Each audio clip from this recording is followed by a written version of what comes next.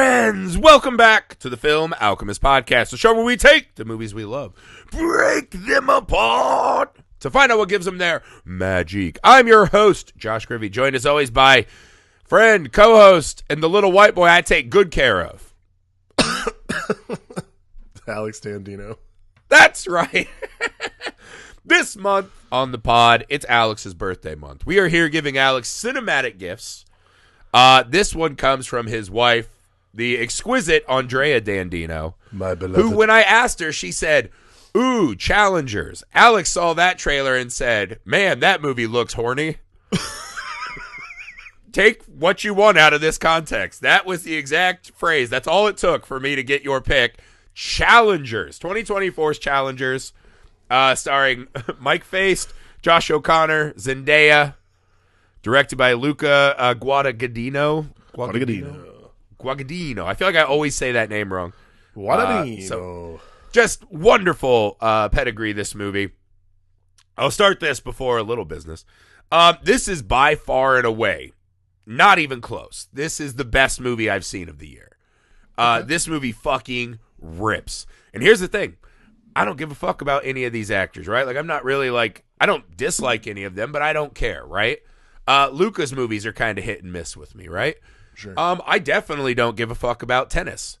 I definitely don't care about the plight of riches. And somehow, despite all of that just absolute apathy I was bringing into the theater, this is one of those rare movies where halfway through I was completely out of my body having a fully realized artistic experience. Just, it's one of those when a movie so totally unconnects you. Right? Because I think we all know this. Like, a lot of times you're watching a movie now, and it's like, what am I going to rate this on Letterboxd? What am I going to say? What's my snarky take on Letterboxd? What am I going to say on Twitter, right? You are imagining a lot of shit, or you're on your phone. You're not, like, doing the movie. Yeah. This was probably, like, I don't think I've had that experience since Everything Everywhere All at Once. But I was so transfixed and transported by this movie that, again, I had so much apathy for. It's such an incredible film. But this is not all of Alex's gift. Guys, go to patreon.com/filmalchemistpod. Make sure you get the Batman Forever commentary. You're going to want that. We have a Patreon exclusive from some picks that Alex have made. We're letting our patrons vote now to see which one they want us to discuss. Also, guys, the October Mega Marathon starts in October. 31 days, 31 pods. If you want all of the pods, you got to go over to patreon.com/filmalchemistpod. Please support the show. Think of it as a little gift to Alex. It'll mean the world to him. The YouTube Film Alchemist, email filmalchemistpod@gmail.com. We're on all the socials, including TikTok, especially TikTok. Help us out over there. We got some clips that are starting to do pretty good over there. That means the world to us. Thank you. Leave 5-star ratings and review. Check out misfitparade.net so you can see the movies we're making. Check out my friends at Looper. You can see me doing some video talks over on Looper on YouTube. Yay. Apparently they're huge on Snapchat too. I've never been on Snapchat. Revealing my age. All right. Challenger. So Alex, besides just the fact that you like to watch horny trailers, why this movie? What did you make? This was your first time watching it. It was, yeah. So Andrea went and saw this. It was just like a lazy Sunday, and she's like, "Hey, do you care if I go see a movie?" I was like, "Yeah, it's fine." She's like, I want to go see Challengers." I'm like, "Okay, cool." And again, like, I just said, I'm like, "Yeah, it looks like a really horny movie. Like, there's just not a lot of subtlety in what I'd imagine is going to happen in that film." I was correct. Not a bad thing, by the way. I thought it was pretty cool. Yeah, the movie is structured really well. Like, I think this is the thing about a movie like this is I don't like a back and forth narrative a lot. Like, I don't really think it's very interesting to go back and forth, but I'm like, if you don't have a way to tell me what's going on in the present, but without like having to go back and like tell me what's going on in the past over and over again, I don't like that at all. This might be the exception to the rule, and it's because the movie's basically structured like a tennis match, which is cool. I like that a lot. Which, again, I don't know about you. I don't know dick about tennis. I feel like I know the, like, bare bones, but, like, I couldn't write out, like, a description, but I know there's sets. And sets lead to games, and then games lead to match. So I know there's like these little breaking. So it's sets. I can't remember how it's game, set, match. Yeah. So like the games, and then there's the sets. Yeah. The thing that I liked about Challengers, at least the way it's love structured, is 0 points. I remember that. Yes. Which I think the movie's really locking in on that, on a not subtle. little. The love is worth fucking 0 in this movie.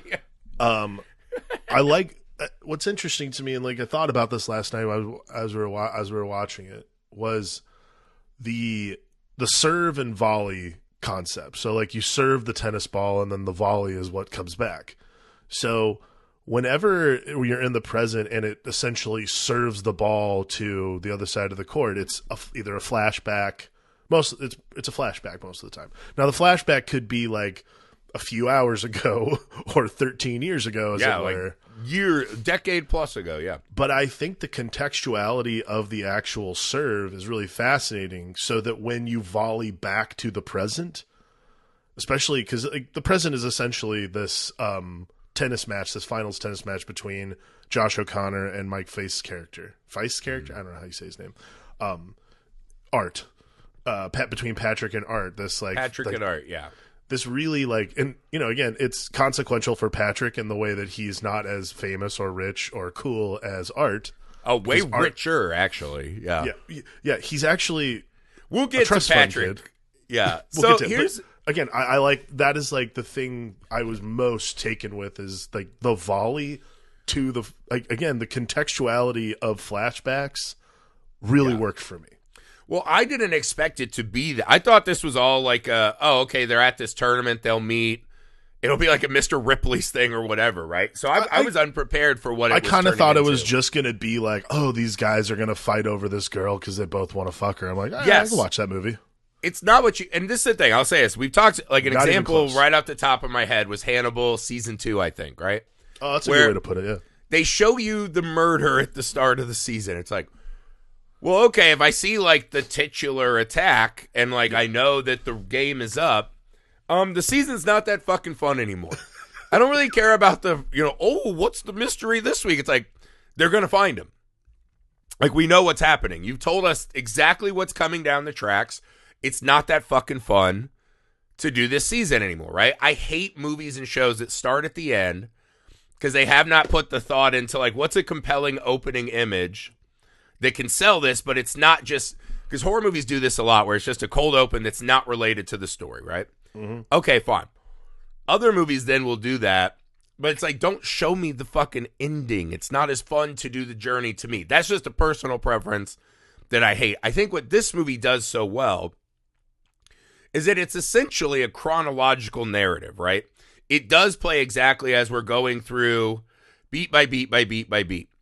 And what the tennis match is doing, the presence is more of a vibe check-in, right? So we'll do a scene of these two young guys, and then we'll check in and like, oh, they're not friends anymore. Something has changed. So it's more like using the present is more of just kind of a flourish, a garnish, a punctuation. I think that's what's interesting. Rather really than like a narrative in and of itself. It's peculiar how the meat of the movie is literally these serves of history. And then when we check back in, I think a vibe check, that's a great way to put it, actually. Like, the volley is the vibe check where they're like, all right, cool. Yeah. So it's like, these guys were friends. Ooh, they don't seem like it anymore. So then when you get to the next step, it doesn't feel like what it is essentially is it's kind of giving a face to some of the underlying grievances and wounds that these guys aren't addressing. Yeah. And then the tennis match gives that a face. So in a weird way, I think this method, it does work out really well. Because I'm with you, I fucking despise this technique of storytelling. Yeah. But this is as good as I've seen it done. It's totally engrossing.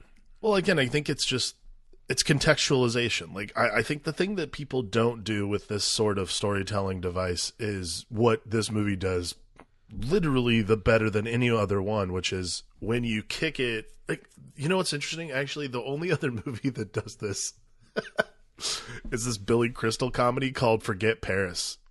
Wow. Did not draw that. Wait, isn't he an NBA ref in there? Maybe it's just a sports adjacent. It might just be a sports thing. Like, so, yeah, like, basically, the framework is everyone's waiting at this dinner for the two, like, him and Deborah Winger to show up. So, Joe Mantegna and all the people that they're friends with basically trade stories about these people and contextualize this relationship. However, that presence, it's the fault in the fault in those stars is that present like framework is sort of just like, can we just watch Billy Crystal and Deborah Winger do this? Couldn't we just watch him interact with NBA players rather than do the weird dinner? Neither here nor there. But like, it's a whole other movie. Challengers, again, like they've sort of overcome this by basically, man, vibe check's a great way to put it, by basically doing this thing where when you contextualize the present with like the flavor of the past story you just found out about, you're like, oh shit, dude, like this guy's like eating a banana, basically saying like, I fucked your wife. You know, it's just like things like that. It's all of that, right? Because what it is it starts that essentially Art is like this well-seasoned champion now. Yeah. Zendaya's his wife. And there's all these great little visuals, right? Like at the start when she's going over the ads, he mutes the TV. He's got injuries. She's got injuries. They're rubbing their scars. There's an ad that says Game Changer because he's a tennis champion. But she's in the ad and she changes it to Game Changers, plural. Even though she never got in the game. And then at the end, we see the finished fucking sheet blowing in the wind as she bangs his best friend. There's all these like great visual storytelling elements, right, that run through the story. But the cinch is essentially Art is a Stella who's got to get his groove back, right? He's at the tail end of his run. He doesn't love tennis with the ferocity that Zendaya's character, Tashi, loves tennis. But also his own, like, violently loves tennis because it was ripped from her. Yeah. And so what she can't do, she's trying to turn Art into the champion that can do that, right? That somehow this journey to complete the career Grand Slam at the U.S. Open will vindicate what was taken and lost from her, right? So Art is kind of the dutiful good boy who just will do whatever she wants. He is enamored with her, right? This is not a relationship as much as like the worshiping of a deity. Whereas Patrick Zweig is the classic ultra rich boy, right? Like at one time they're at that castle for the Adidas party and they're like, oh, his place is way bigger than that. You're like, wait, what? That's kind of a blowaway line. Yeah. But he pretends to be this down and out whatever. He's this philanderer. And so vacation. You set up this kind of interesting love triangle, right? Yeah. But here's the thing. So we set that up, and then you cut to the in-betweens, and it's just all fucking techno and eye lines, right? Triangular eye lines, where she is the net, and they are on opposite sides of her, and you're like, fuck, I love this movie. Yeah. It's great. It's really engrossing. Like, again, it's just... And... I think it's interesting too. I don't know how you felt about this. Like I spent so much of the movie because Art's such a fascinating character to me. Like we should do this character by character because fascinated by this. Go ahead. Art is a fascinating character to me because he basically is just a patsy for, like you said, like so she has this horrific injury in college. Like again, I got to tell you, it's really hard to watch that kind of stuff. Like when you, I turned. Yeah, I've had 2 knee surgeries and I had an ACL tear. It's horrible. Like, it's fucking gross. I'm at the age now where like even watching Jackass with my kids again, you're like, no, don't. Oh God, why, don't do that. guys? Oh God, like your body hurts watching things. Yeah. Exactly. So like, she's this like champion. It's ripped from her. So she's like the future. Like she's going to be like the next the big Adidas. Thing. Like the first time we meet her is like she's the Adidas girl essentially. So it's ripped from her, and she essentially picks the one she can mold. Because when this whole thing starts happening, pause on that. Yeah, she doesn't pick the one she can mold. I disagree. If we're going character by character, let's start on Art, right? Art. So I think it's funny because I think Art. I love that you are interested in him. Because to me, Art is so unengaged in the film, right? To me, because it's weird because the movie seems to be telling us that Zendaya is the main character of the film. Sure. Right? Even though there's large chunks where she's not involved in the backstory, right? Right. I think Art becomes our lens into the world. That Art is this guy who... And again, it's hard to say Art is like our normal everyman because he He's is a fucking incredibly talented, right? Yeah, he's like a world-class athlete, like a champion who's won multiple like Grand Slam level events. He's not Miracle one of is a movie with Miracle's a movie with everyman. This is not an everyman. Yeah, this guy, I mean, yeah, like born and bred to be this fucking tennis assassin, right? Yeah. But because he's so passive in every scene, he is given the role of dutiful worshiper. Yeah. Right? And it's kind of like, in a way, it's almost like Greek mythology where it's like all these people are at the temple praising Zeus. Like, we love you, we'll do anything. And then Zeus sneaks out the back door to go bang like a maiden in a field, right? Disguised as a goose. Yeah. And you're like, well, what the point is all of that worshiping, right? Like, what's the point? And so, yeah, he, by his nature of being this kind of submissive, whatever, he's a person who lets his own journey be written by others, I guess. This is why this is fascinating to me, is Art's character is essentially the ducky. He's the ducky in every movie. Like, it's the ducky for, like, you know, the tennis world, which, you know, can't be that bad because these guys are fucking athletes. Yeah. Ducky's just the analogy I can use in the moment. He's essentially more the athletic ducky tape than cool hats, but yeah, same guy. Same guy. But he's essentially the ducky in this love triangle who's just sort of waiting in the wings. And finally, when he gets his shot, and again, it's because they have a similar life. Him and Tashi have a similar life trajectory. Like, they're both in college. They're doing the same thing. Like, he is a moldable person. The reason that he becomes the person that she wants to be, the reason that he becomes the person she wants, and so, you know, the person that he ends up becoming altogether, is because not only is he moldable in a way that is submissive, is a good way to put it, because I think he's submissive throughout the entire movie. Like, every scene in the movie with those two, if he was wearing a leash, you wouldn't blink an eye. Like, it wouldn't slow the scene down. Again, he's like the guy who he's the girl who takes his glasses off, and he's the hot girl at the party. Like, it's a weird thing. It's a weird thing to watch in the moment in a movie. You're like, what the fuck's going on in this movie? Because, like, it shouldn't be that. Are you saying he's all that? It shouldn't be that way. Like, is what I'm saying is, like, it makes no sense. Like, because again, you're just like, he's a fucking athlete. Obviously, he's the hot girl at the party. Here's the thing, yeah. Because, well, part of this is you're like, cool, why don't you just divorce Zendaya? She sucks. Like, you are a multi-millionaire tennis champion. I'm guessing it's not going to be hard to drum up. I'm sure you'll be fine. Some resumes. The thing is again, because Art is, Patrick says this, right? There's this scene where you see Art, at one time he's out of character. And he's doing this snake in the grass thing where he's like, I don't think he loves you. He may be banging chicks on tour. Yeah. When Zweig goes pro and they're at Stanford. Yeah. And Zendaya calls him out. And Zweig is actually like, you little fucker. He's like, I'm actually proud of you. Hell yeah. He's like, that's what your tennis is missing. And he says, he's like, you are a play-by-percentage tennis player. Yeah. You know what shot to hit and when to have the most likely chances of success. You are taking out the magic, the artistry, the thing that is the X factor, right? At one point, Zweig asked Zendaya to coach, and he's like, Art will retire as just a really, really good tennis player. And to him, that's an insult, right? Is that he just doesn't have that extra thing. And so I think in Zweig, right, Art finds the guy who's willing to just take what he wants, say whatever. He won't play by numbers. He'll take the low percentage shot for the chance to do something great, right? We see it a couple times, Zweig hitting these wild shots, right? Yeah. Okay, so he loves Zweig for that and who he is and his, his bravado, because he is more repressed.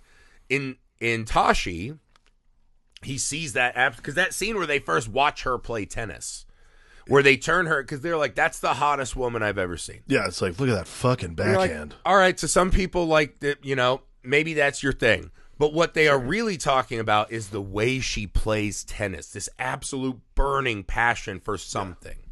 And when she screams at, come on, and they both are essentially like, we got to cover our laps now. Yeah. That's when they see in her is this passion, this fire. And so Art sees in her this love for the game that he will never have, even though he knows this will be his whole life, is hitting a ball with the racket, as they say. And I think even at the end of the movie, when he's like, I'm ready to retire, he can't stand to see in her face that, he probably has never seen in her face that he was enough, or he had, because he doesn't have what she has. Well, I think that's what it is. Like, he's looking for, and because he says it, he even says, he's like, I'm going to say this and it's going to make you really, really upset. He's like, but I just, isn't it enough that, like, you can just be my wife, essentially? Can you just support me in this decision? And she's basically like, without saying it, she says it, but it's like, no. Yeah. Like, yeah, well, he has that moment where she's like, what am I, like, your mom? Am I God? She says something along those lines, like, am I this? And he goes, yes. Like, to him, she is truly everything. That's what, and again, like, everything. And again, to your point, this high-level athlete, these guys who we all look at and we're like, well, that guy's life must just fucking crush. On every metric, you're like, that guy's probably loving life. But he's playing for an audience of one. He's totally in. He wants to impress her and her alone. It does not matter to anybody else. Exactly. When she looks at him, and you can imagine, like, hey, I just won the fucking French Open. And she's like, but not the U.S. Open. Back to practice. Hey, I just won Wimbledon. That U.S. Open's still out there. Yeah. Or, oh, you gave him one set. You probably could have, skunked him. Like, you see that because, again, she can't do this on her own. She has to go through this imperfect vessel who lacks the full combination of elements she had.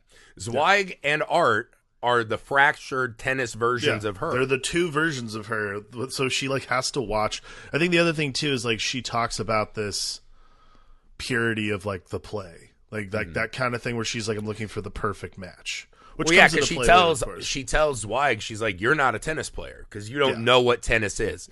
Tennis is a relationship. And like for 15 seconds, we go somewhere else. We fully know each other. Yeah. Right? And Art just goes, oh, when you screamed. He's like, I saw that. And so in that moment, she appreciates that he sees and that Zweig will never know. Well, and so, again, like, but yeah, she thinks of this. I mean, for her, she's a true fanatical believer. Yeah. These other two guys, they don't like tennis the way she likes it. They're not. Like, they're not Art, chasing the dragon. Oh, I think that's the thing. Like you said it best. They're two halves of the whole. So like Art's doing it because it's a job, and he's the guy who gets up at 5. He works his ass off. He hits all the shots, but he doesn't care. No. He doesn't love tennis. Patrick cares, but he doesn't have the discipline to do it. Like that scene in the sauna is probably my favorite scene in the movie. I know it's like not one of the cool scenes, but like such an incredible scene. Such a great scene, like between Patrick and Art literally just like you don't get to see Art do a lot of like really like hardcore like some metal shit, but he finally lays him out and he's like, dude, I'm on vacation here. You have to live here. Yeah, you live here. And he's like, are we still talking tennis? I said, what the fuck else would I have to talk to you about? And he has the most metal line, and it's the one time we see Art is like this really fully like standing up for himself, like being the world-class tennis player he is. Yeah. And Zweig just goes, I don't matter. And he goes, not even to the most ravenous, obsessive tennis fan in the world. And in that moment, Zweig kind of knows he's right. He knows he's right, yeah. And he's mad because he wants to at least be in Art's head. That if Art still knows that he's better and thinks about him all the time, Zweig vicariously has won enough. Mm-hmm. That Zweig still thinks he's better than this guy who's probably the best living tennis player in the world. Yeah. Right? But Zweig's like, when we were kids, I owned him, right? I still have it. And so in that moment when Art eviscerates him, it is incredible. And you see Zweig, the one time where he's kind of on his heels, like, oh, fuck. Yeah. You're like, he's like, he is not the boy who accidentally busted all over his tum-tum. This is a man I'm dealing with now. This man knows where the sock drawer is now. Yeah. You know what I mean? And he gets fucking put in the corner. I love that. Again, I'm with you. I love that. That scene is, I know it's not like. If Luca has a superpower, like, all of his movies aren't necessarily my favorite. When he fucking points the camera that close at two characters, you almost always know you're getting fucking pure magic. Whatever his whatever that methodology. This is the alchemy, man. Whatever that methodology he has to get two people in a room to just act. Oh my God, man. But not only that, in like these big set piece movies, right? Whether it's Suspiria or whatever, these moments where you're like, there's other stuff that's more cinematic. In other directors, this would be coverage. Yeah. No, he finds a way to make it a set piece. Like, it feels like a set piece, even though it's just in the theater of the emotion. It is incredible. Like, this scene is like, if you want to make movies, this is the kind of shit that you should really study, right? Like, don't study like the T-Rex coming out of the paddock, right? That's great. I know. That's a different. This is how, if you can do this scene, you can make fucking movies. The camera's fascinating in this movie too, because it is like a head on a swivel thing a lot. Like, it is moving. Like, it has the kinetic energy of a tennis match. Doing the tennis match, like, it's because we see a lot, like at the start, where the audience is going back and forth, but Zendaya's not. Yeah. And then the camera comes to a little bit of a different perspective. It's like, oh, now we're following her POV back and forth between her two little white boys. You know, boom, boom, boom. And it's fascinating. And who knew tennis and techno? Absolute fucking rager. I mean, if you're they should sell that shit on Hims. I was so hard. I loved it.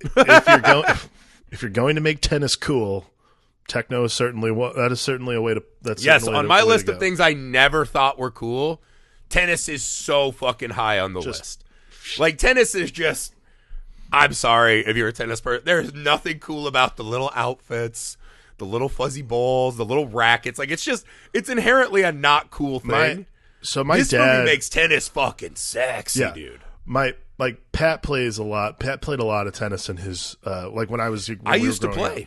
I didn't play. My brother was on the team, so like we'd play recreationally. I was terrible. Don't get it twisted. I was not. I did like tennis when I was in like elementary school and stuff like that. This was a lot of fun. But yeah, this is like, whoa, dude, tennis is sexy as hell.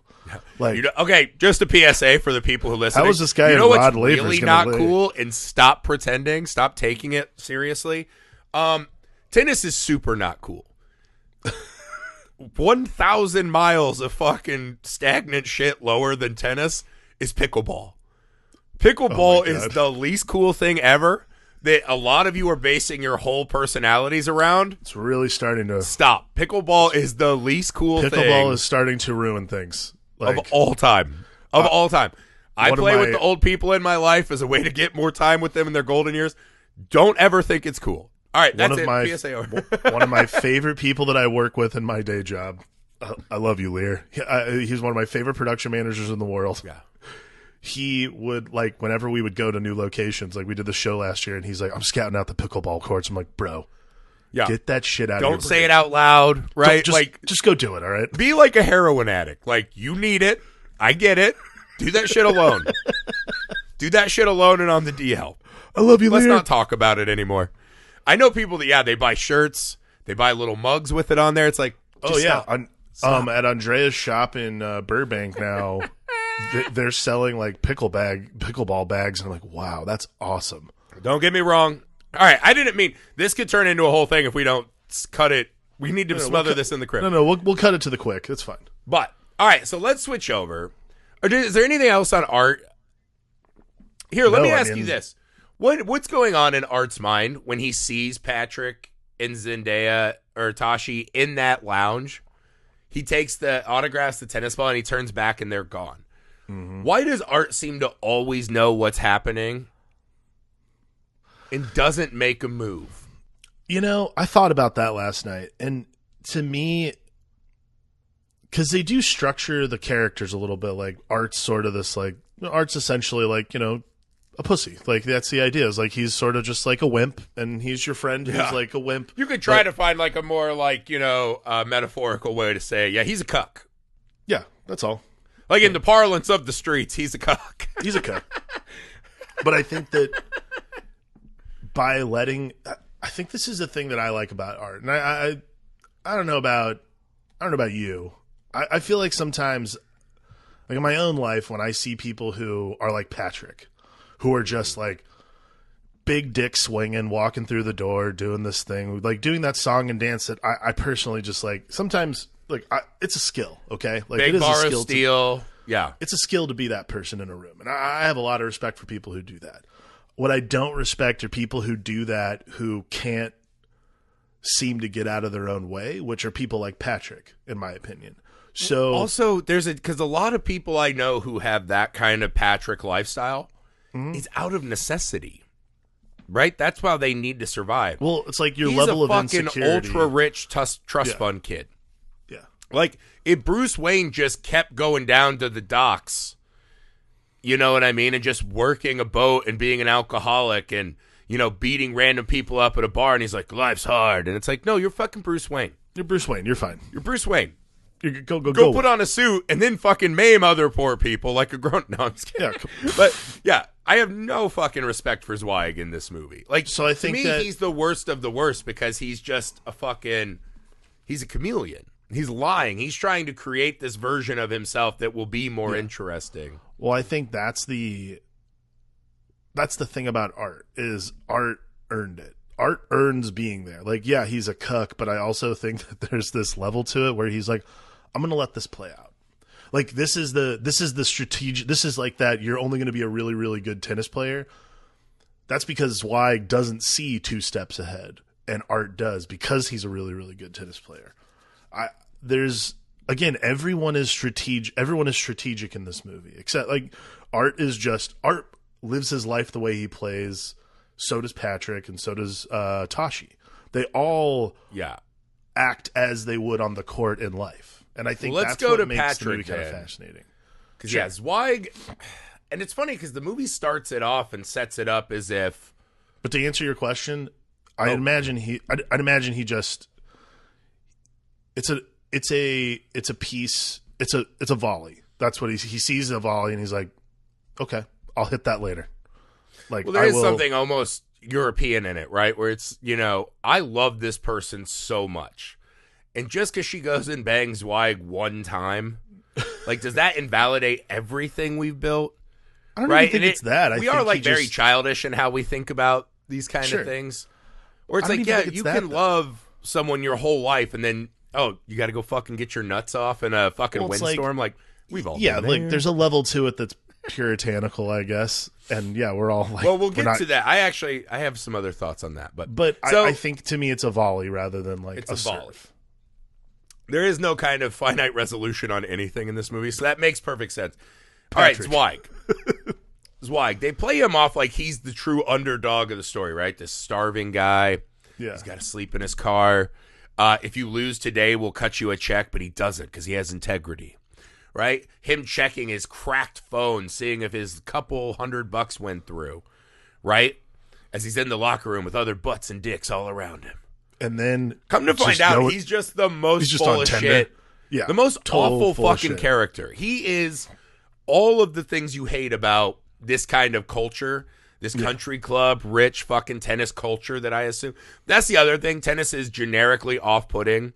Because it just has this like whiff of, fucking rich elitism. Yeah, of course. Like even golf doesn't get there for me because every old fucking retired broken down dude and lady I know golf. You know why golf doesn't get there? This is like a key component of why tennis is still the country club thing. Because John Daly exists. Golf here's can exist for everybody. You can't play tennis if you've like worked in a factory for 35 years. That's the thing though. Like because John Daly, you live in a fucking boardroom and sit in soft chairs all day, so you need to move. Because John Daly won PGA tours and stuff like that. Golf can exist for anybody. You're saying he is the fucking what is it? Happy Gilmore that saved golf. There's no John Daly in tennis. Let me put it this way. I grew up in the most country fucking bumpkin town you could imagine. When I graduated high school, our golf course, busy as shit, dude. Just cheap beers, black and milds, no shoes. Tennis courts, never a fucking person on them. There's no fat, bald tennis player who like has just like somehow subverted even Andre Agassi mythology. Was like in shape and had like a chic drug addiction. Not cool. Exactly. No. Not cool, John bro. Daly would drink beer on the course with cigs. Ripping darts. And then hit like 10 below par. And I was like, how is he doing that? I'm like, I'll say this. Challenger, where it's just her fighting over 2 John Dalys, is the only thing that would make this movie better. That's Instead of ripped men who look like fucking rodents, 2 John Dalys. Instead of her just like dead set with the glasses on and the poster, she'd just be like, yeah. Or the movie would just be called skiing, maybe? Like both. I'm gonna take them both at the same time with their big bellies. I love them. No, okay, again, Zweig. Absolute fucking scumbag. He's so fucking hateable on a rewatch. Mm-hmm. Like, and again, I think there are things about Tashi that are very off-putting the more you watch this movie. Yeah. But I understand everything from her point of view. I get Tashi, though. I understand her rage, right? Like, most of her qualities that I think are the least desirable, right? Least understandable. See, that's the wrong word, too, because you understand where she's coming from. Zweig is just an absolute fucking clown show. He's a child.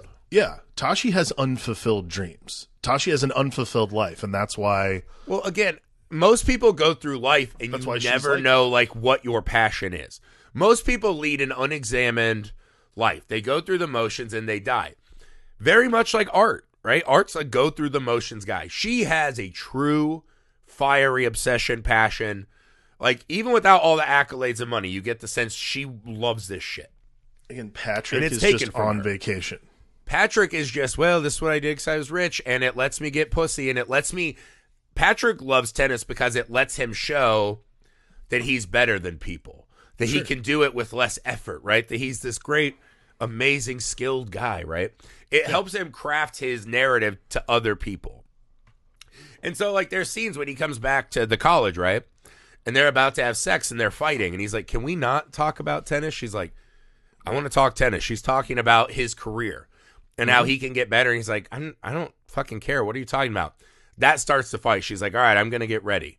And they fucking fight. And at one point, Zweig goes, I am not your whipping boy. I'm not your teammate. I'm your fucking peer. Yeah. I do not need you to be my coach and tell me what to do. I am a pro. And she looks at him and he knows that she doesn't respect him or see him like that. Right.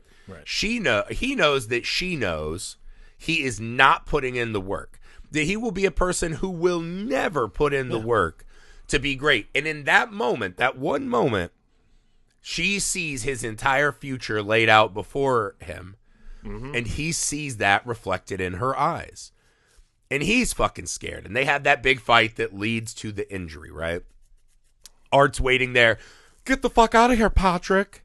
Because, again, he's a percentage player. He was waiting for his moment, and he fucking jumped like a little bitch. He's a percentage player. Yeah, Zweig is the one. The more I watch this, I find nothing to like or latch onto to him. Yeah. So I find this hard because I think most good love triangles, you think there has to be a pretty reasonable case for either guy. Why Zweig in this movie? I mean, I think that's like the rub is. This is the cool thing about the movie is the movie is asking you the entire time, like, pick one of these guys, please. But they're presenting it as a completely lopsided battle. Well, that's what I was going to say is, like, pick one of these guys. It's like, okay, well, 98% of us are going to pick Art because he's not a scumbag about literally everything. And, like, he's not in the locker room with $70 to his name checking Tinder. Like, that's weird. And again, this is not poor shaming because he's fucking richer than everyone at that tournament. Exactly. I'm not he's poor shaming. He's probably still richer than Art and Tashi. I still have $70 in my account sometimes. That's fine. Yeah. Let's be clear. Yeah. Let's be clear. I don't poor shame because I am of the poor. Yeah. What I'm shaming is this fake poor guy. Yeah. You don't belong here. You're taking up our fucking area. You get out of here. Poor's only in this country club. But, like, those are not starvation abs. What are you doing here? Somehow we're both so rotund. Yeah, I don't know. Neither here nor there. But let me ask you this, though. Let me put a point on it. Sure. So Tashi chooses him. Essentially, whoever wins the Junior Open, she'll date them, right? Right. She even tells him before that match. She tells Art, she's like, you should beat him. He doesn't. She picks Patrick. They had their dalliance, whatever. It doesn't go well. At the end of the movie, one of the hardest scenes to kind of get my head around. Because Zweig is there, and he's, like, kind of whoring himself out. She is, like, insulting him. Like, stay the fuck away from us. Just get the fuck out. Right? He's literally on Tinder to find a place to stay. Like, get the fuck out of here. And Zweig has this, I think you came here for me. You could have played anywhere. You wanted to play here. You wanted to see me. Mm-hmm. Is Zweig right in that moment? Is Zendaya doing this because she actually likes this guy? Can't she like a man who has so little to offer, who doesn't really love tennis the way she does, who squandered everything? Or Do you think this is actually, like, is this a romantic entanglement at all? Or is this exactly her plan the whole time to try to light one more fire under Art? Because that scene, there's this beautiful fucking scene where the windstorm's happening, and she gets out of the car, and she's like, why am I in your car? I'm fucking stupid. This is fucking... And he's like, well, I know I'm a piece of shit. Like, he's doing that thing that all scumbags do. Is like, I know I'm cool. And she gets out of the car, and she turns around. She's washed in the red light. And to me, this is like kind of a false tool of the movie.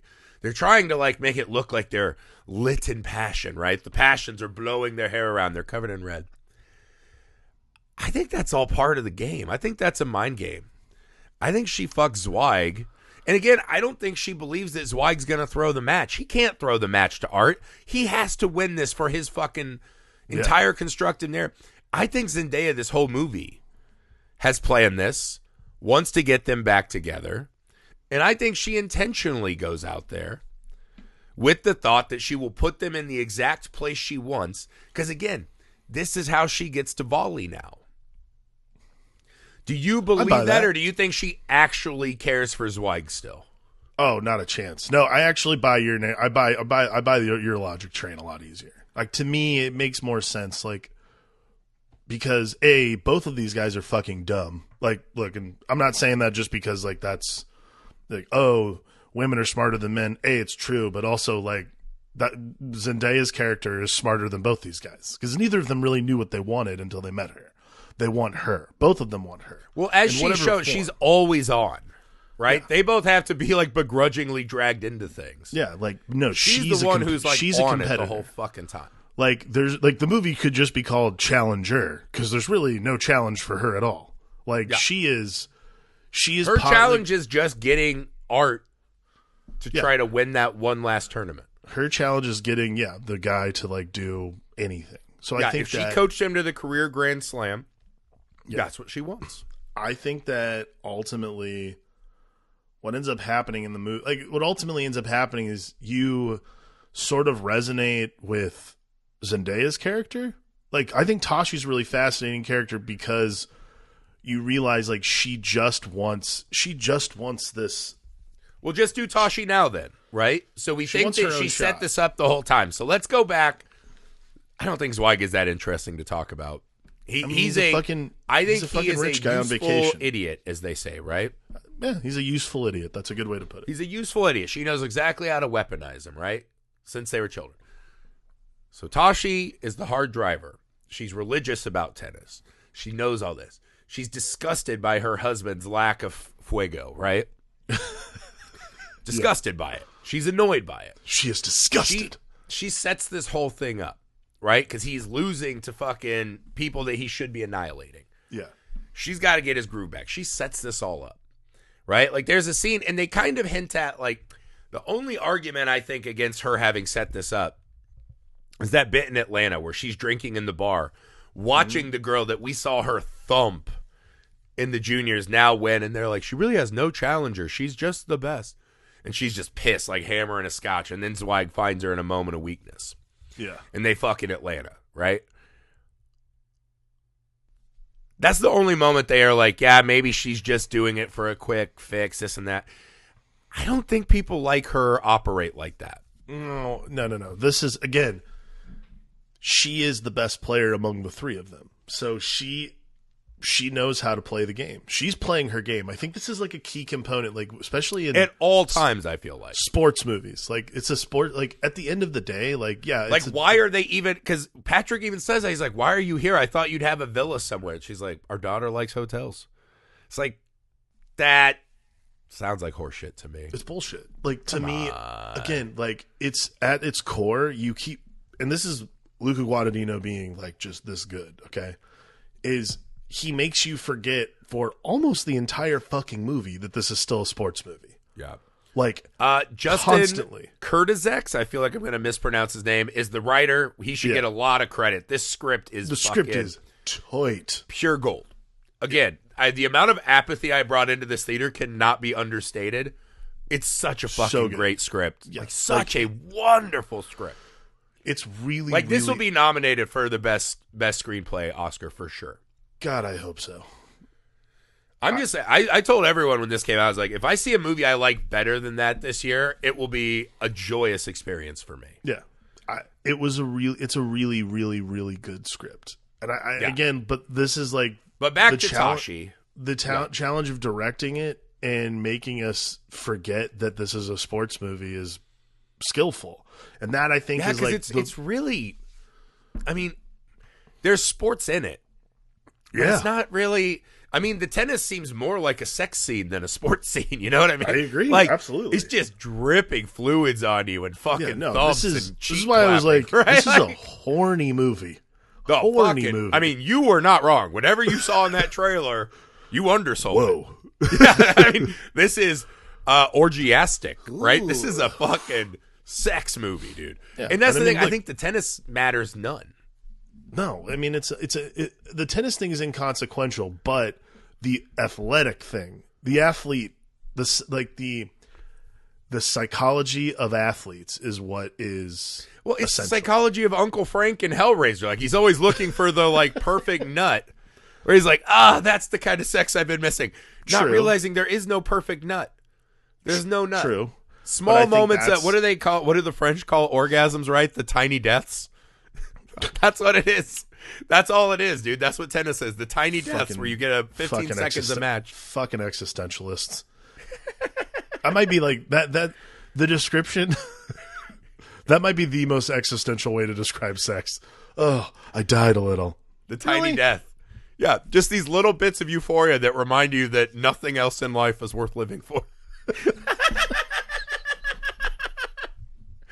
You get 5 seconds of, and it's like, this is it. What is the point? I am so light depressed. Another cigarette. I take another breath. Who cares? Who cares? Who cares? I am so depressed. That's what Zendaya's like. I win another match. I bang another fucking whore. Who cares? That's what Tashi's doing. But that's like.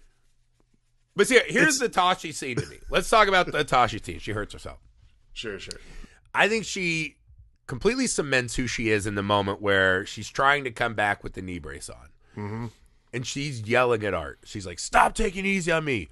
Pussy. And she calls him pussy like 50 times in this movie. And she's right. And she starts like, fuck you, hit it. And he hits it, and he drops her ass. Yeah. And I think in that moment, the movie's telling us she knows she cannot do it again. Mm-hmm. And that she knows... Here's the thing. She goes and just finds him randomly once he's like starting his career. And he's doing good. She goes to that what looks like a 90s Pizza Hut on a mission. It's an Applebee's. Is it a Crapplebee's? Holy shit. It's a Crapplebee's. She knows exactly what she's doing. She knows what she's there for. Because she even asked him, she's like, oh, you don't love me anymore? And he just goes, who wouldn't love you? Right? He says his line again. She knows that he is completely fucking transfixed and enamored. Yeah, absolutely. She knows. She comes back because she's like, I need a champion. I need a puppet. I need a proxy. Right? She knows. I think that's the section of the movie where we learn what she's doing. Right? I think she'd set this whole Zweig thing up for certain. There's no way she can fucking care about a person like that. I don't disagree with that, and I actually think that makes the movie that much more interesting. Is like how what I think is interesting about that though is it's again not about Zweig. Like Zweig is such a for Zweig to be the third character of this movie, he is nearly window dressing if you use that analogy. And I actually think it's completely valid, by the way. Because again, he does not offer a ton for the narrative itself. Like he's just some fucking guy.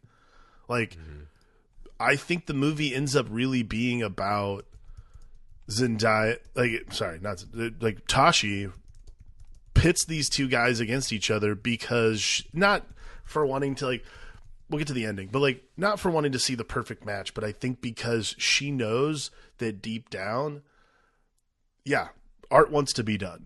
Art's tired. Art's older. He's 31, which I guess is old in tennis. That's what she says when they are playing their match. Like, I just want to see some good fucking tennis. Yeah. Right? And again, I think it's because she can't play good tennis anymore. She wants to fucking see it. Yeah. And I think she sets these men up. And we see this at the end when they're playing the mind game. He does the I fucked your racket symbol. Yeah. They're screaming at each other, and these two men fall into the we're going to play good tennis. Right. And that scene is shot so good. Oh, my God. Editing, cinematography, it's masterful. Could win all the awards. So good. Yeah. And he jumps the net, and Zweig catches him, right? And they embrace. And Zendaya gets up, and it's the time we see it, right? They said before when she screamed, that was when she entered the euphoric state. Yeah. Come on. And dude, I get like goosebumps thinking about it. It's such a fucking great scene before we go to black. Because again, we don't care about how the match ended or is going to end or what happens with these guys' career. She finally got them to play good tennis. She got to play good tennis through these two fucking fools that she's been running, right? It's a beautiful moment. And again, it just reminds us that it's messy.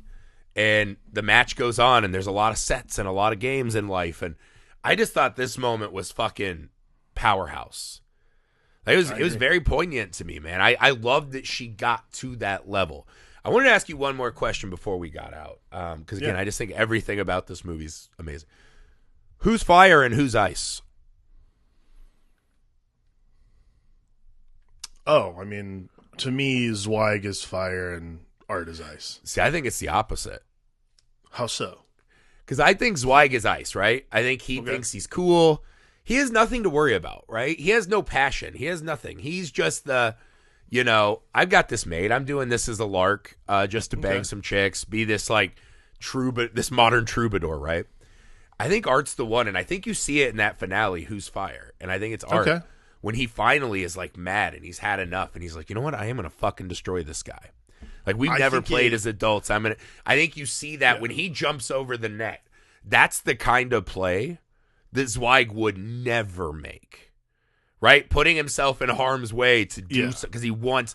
And I was like, oh, fuck, they're telling us in that final moment that Art is fire, right? Fire can be lit. Fire can be directed. It can be uncontrollable. I think when the movie starts, like when she asks that question at the beginning, it's the way I'm talking about it. Yeah, okay. I'm with that's that, a too. That could absolutely be. And I think but I think by the time they get to that, absolutely, they're switched 100%. Yeah, and I think I don't know, man. I don't know if we covered everything that I love in this movie.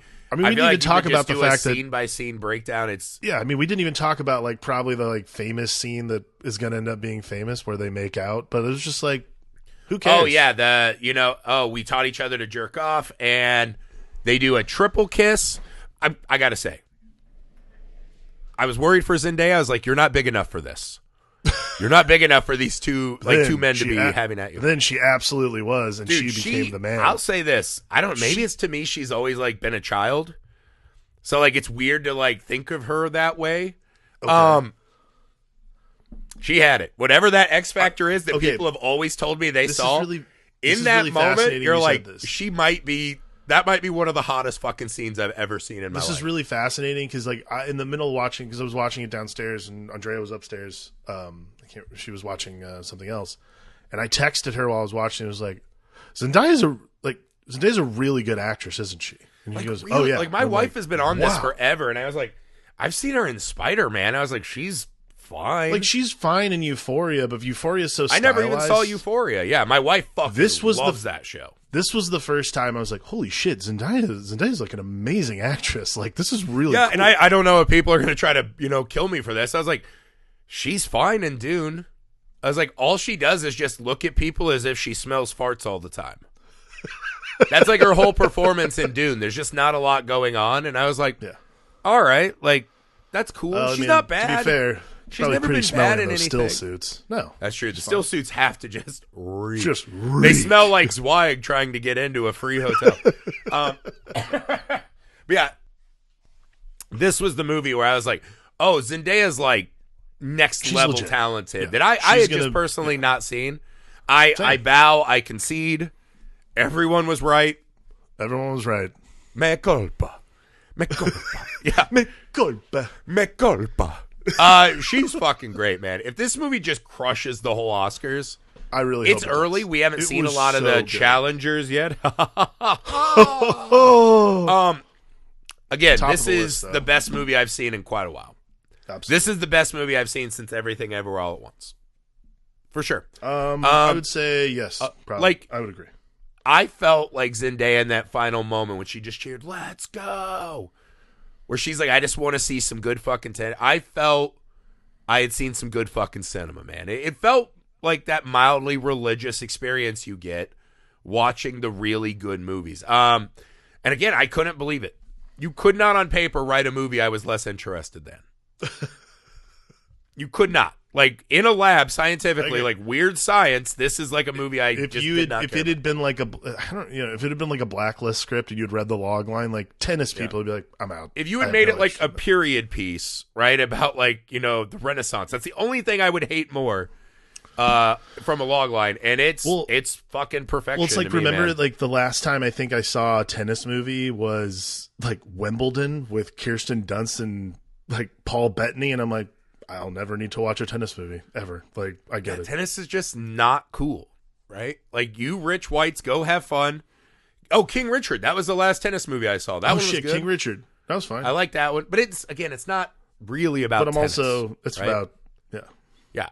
It's about this fucking horrible It's also about dad. these two incredible athletes who became great athletes despite a lot of shit. And it added a nice in-person slapping controversy. Yeah, and we got to see a guy get slapped in the face. Yeah. For all the wrong reasons. That's it for Challengers. That's not it for Alex's birthday month. We have one more film. My gift to my pod partner over here, Little Shop of Horrors. Very excited to discuss that one. Guys, the October Mega Marathon is barreling towards us. 31 days, 31 pods. To get every episode, you have to go to patreon.com/filmalchemistpod. You want all these episodes, right? You definitely wanted these episodes. So please, please, please. What are the episodes? Go to patreon.com/filmalchemistpod. Support the show. Give Alex a gift. Help us out for all the work we're doing for October. We are so excited. The YouTube Film Alchemist, the email filmalchemistpod@gmail.com. We're on all the socials, including TikTok, Instagram. Like and share those reels, everyone, those TikToks. We appreciate it. Make sure you're leaving 5-star ratings and reviews. Make sure you go to misfitparade.net to see the stuff we're working on. Subscribe over there. Find our socials. We appreciate it. Make sure you go check out me work, Looper, right? Sentences, they're hard. Go check out what I'm doing for my friends over at Looper, chatting flicks over there. More than anything, thanks for the time. For the Film Alchemist, I'm Josh Griffey. I'm Alex Dandino.